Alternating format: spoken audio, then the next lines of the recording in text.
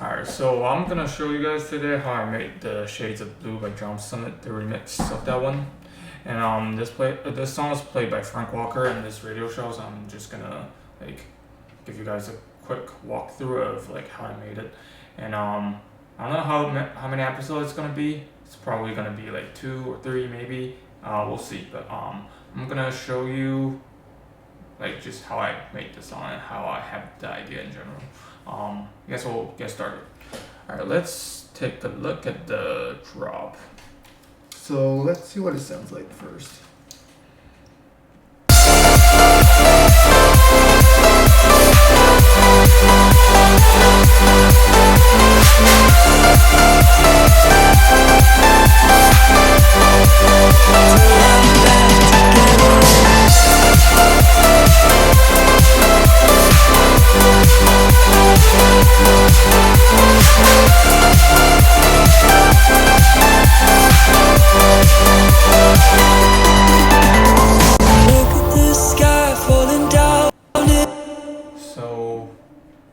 Basically, let's take a look at the lead. So the lead is like the most important part of the drum, right? Like the melody and everything that gives you like, have to make you feel kind of like, I mean, they have to be like emotional, inspirational, and then they've gotta be like huge. So that's how it is.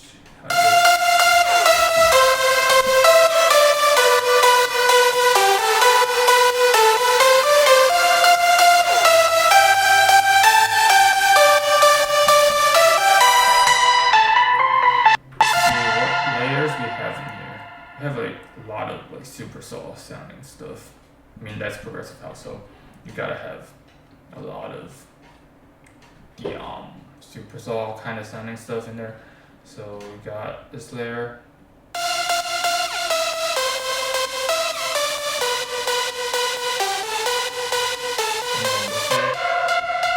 Like more detune. And there's a cello here, it's the string. Gives you like more of the organic feeling. And that's the super soul.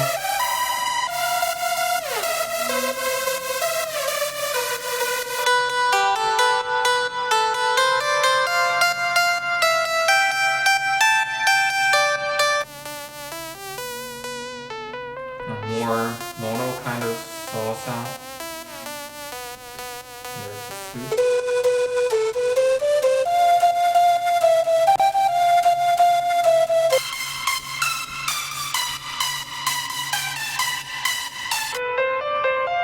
And of course piano.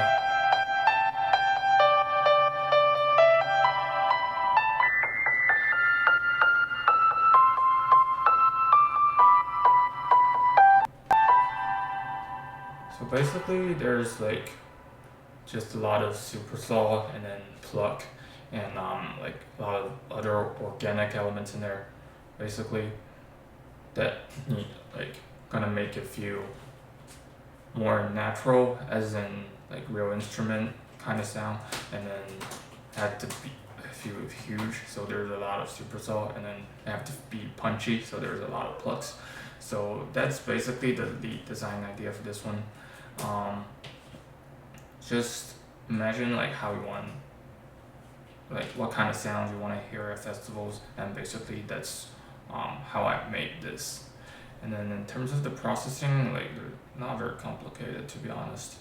Like, well, basically, by the way, I have the pitch bend in there. Like not very prominent, but like kind of subtle. It gives you like some like character to the sound. That's what I talked about in like some previous episode of how I make songs or like tutorials kind of stuff. And let's give it a listen. Hear that pitch bend? Hear that pitch bend? That pitch bend is like that's only on some of the layers, so they're not like overpowering the entire lead stack, but it's still in there, so it gives you like a lot, like kind of gives you some like character to the lead basically, and then it makes it feel a little different. You can listen to it one more time. You could probably hear the pluck a little better. I mean like the pitch bend.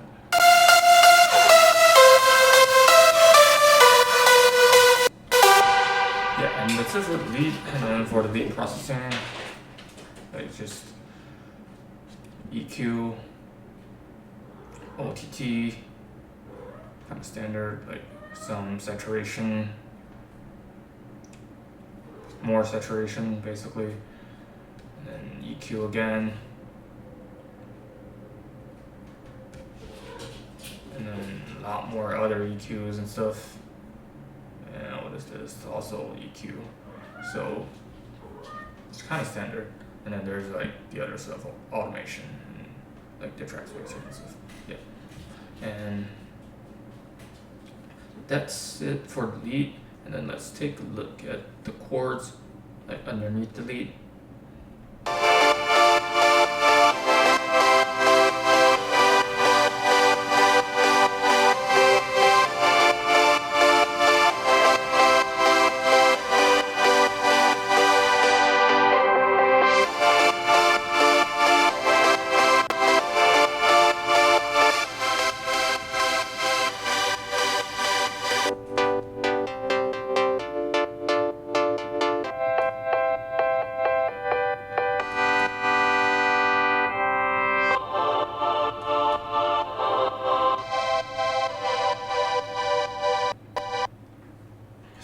So I freestyled these tracks so for better like CPU usage. So basically there's supersaw kind of sounding chords in there, and then that's gonna make the chord feel bigger in a sense. And then there's this one, like a little more punchy. And then of course there's piano, and then kind of like string sounding stuff, and then choir, and there's a pad. So it's like less, it feels like less synthetic or less electronic. It's basically like this chord design's like pretty organic in a sense.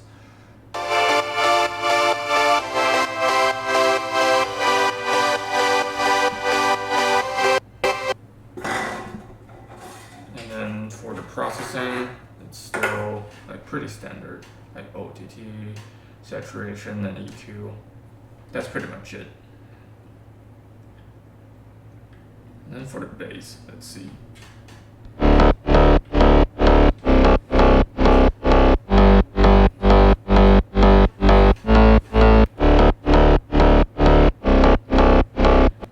So for the sub bass,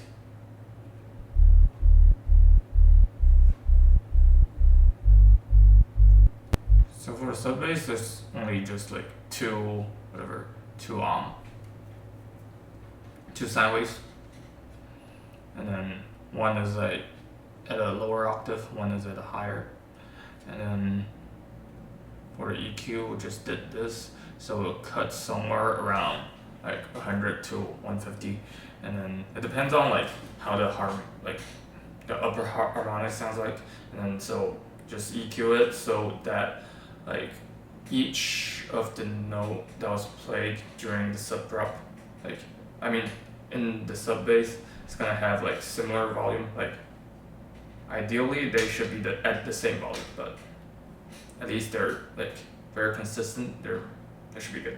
So it just doesn't want it to sound like it's going loud in one part and then like quiet in the other. Oh, by the way, and then all the chord progressions and the melodies are based on the original. Like, you guys definitely heard it before, but it's just based on the original. So, let's see, take a look at the mid bass.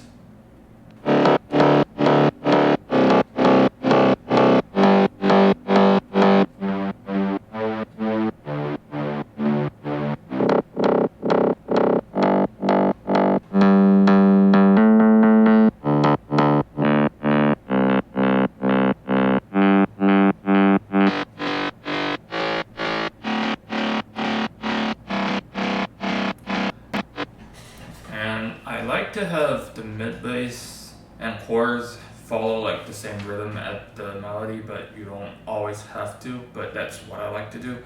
And then for the sidechain, I have like the same sidechain settings for the bass and the chords. And of course, like you don't do 100% on the chords, but like the same shape of the envelope. So that makes everything more cohesive in my opinion, but again, you don't have to do that because like I've seen other people that don't do that and also it sound good. So it depends. And the processing is like still pretty standard, like saturation and everything, and yeah. So what if we played them all together? The chords, the leads, and the bass. Let's see. So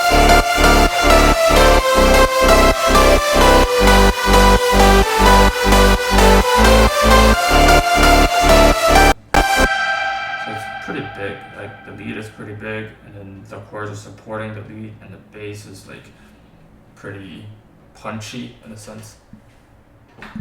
And let's hear what the drums sound like.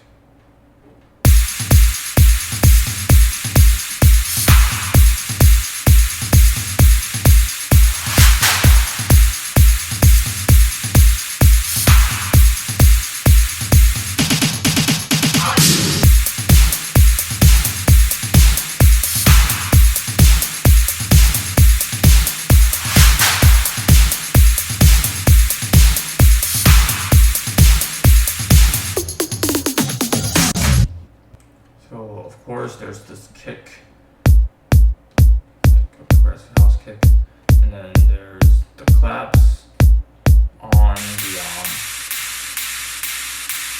claps on top of the kick, give it like the high end kind of stuff, not entirely the high end, but like you know what I'm saying, like the festival kind of feeling. And then there's the right, and there's the tambourine, and then there's the tom to give it like more rhythm.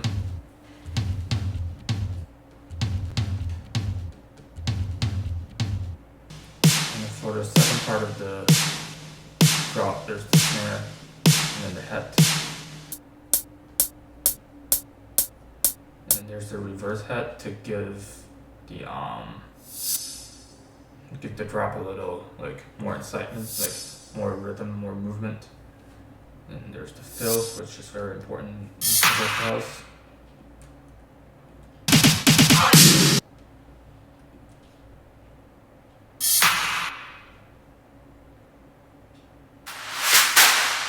Keep in mind that when you make like the drums, everything has to like be built based on the lead and like based on the entire song basically, but like the entire song is based on the lead, so it should be built on top, like based on the lead, so it doesn't like they should have like some similar rhythm kind of stuff, or like the same emphasis on certain note or like on certain beat, so that's like supporting the lead instead of like creating a whole different rhythm and then that's like messing up with like the entire drop, if that makes sense.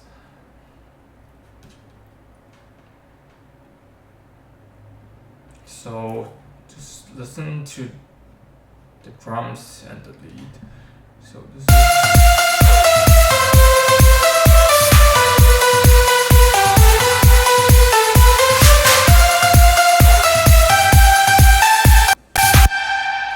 So like the rhythm are cohesive, like instead of like being like a huge mess. Cause I've heard some songs that have like great grooves in the drums and then a great lead, good melody and stuff. But when they are put together, it's kind of a mess because like the groove of the drums and the melody are not like supporting each other; they're clashing. So that's not gonna be good. So just keep in mind. And let's move on to like some other stuff, like the extra melodic elements, like ambience and all this stuff. So this plug sound is made based on the original, basically. I think they have like a very similar sound in there.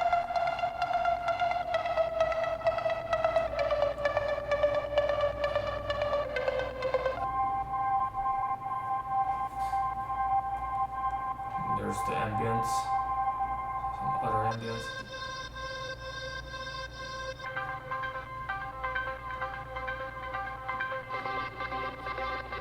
Put them all together.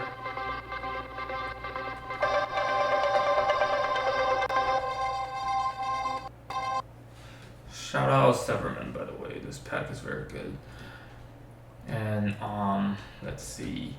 So for the processing, basically, I just do like little EQ and stuff. I usually do like a low pass filter and then also high pass, of course. Like cut out the low end, cut out like all the unnecessary, like cut out all the unnecessary low end stuff to make room for the bass and kick. And I mean, I do that for every element that's not bass or kick. So the low end's clean, and then for the ambiences, I cut around. It depends. I cut around like 10k, like 7k to 10k or something like that. So that may push the ambient sound like backwards instead of like in your face.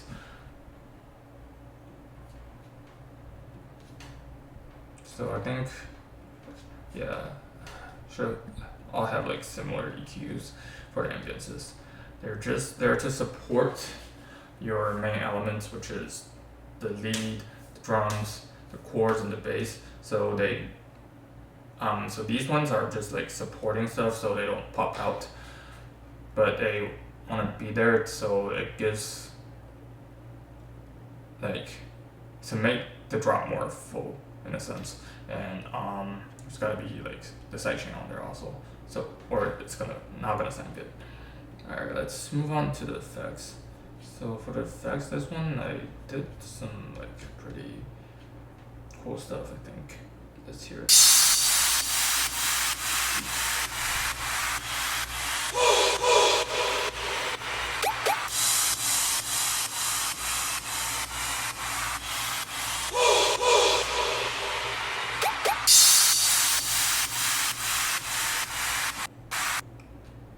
So, like outside of all these downlifters and crashes and stuff, I made this too. You probably heard.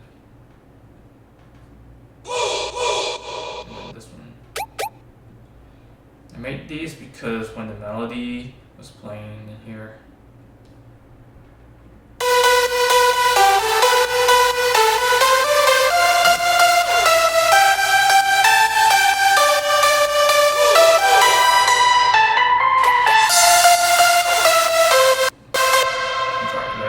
hear it again.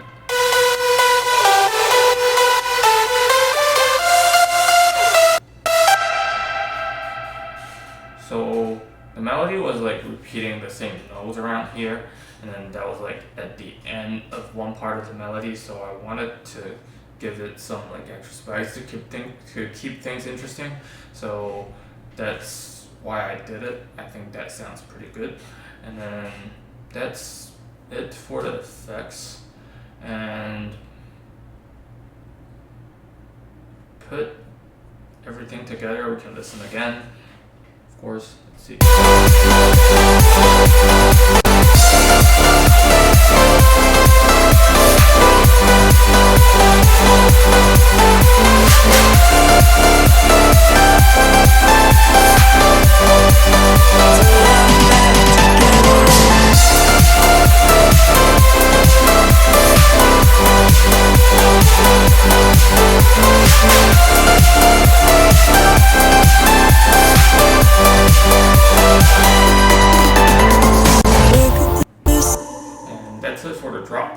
And please stay tuned for the following episodes where I make the break and the build up and everything. And please let me know in the comments if you have any suggestions or questions, or you just hate me for whatever reason, which is fine too. You can let me know. I guess that's it for today, and thanks for tuning in. See you next time.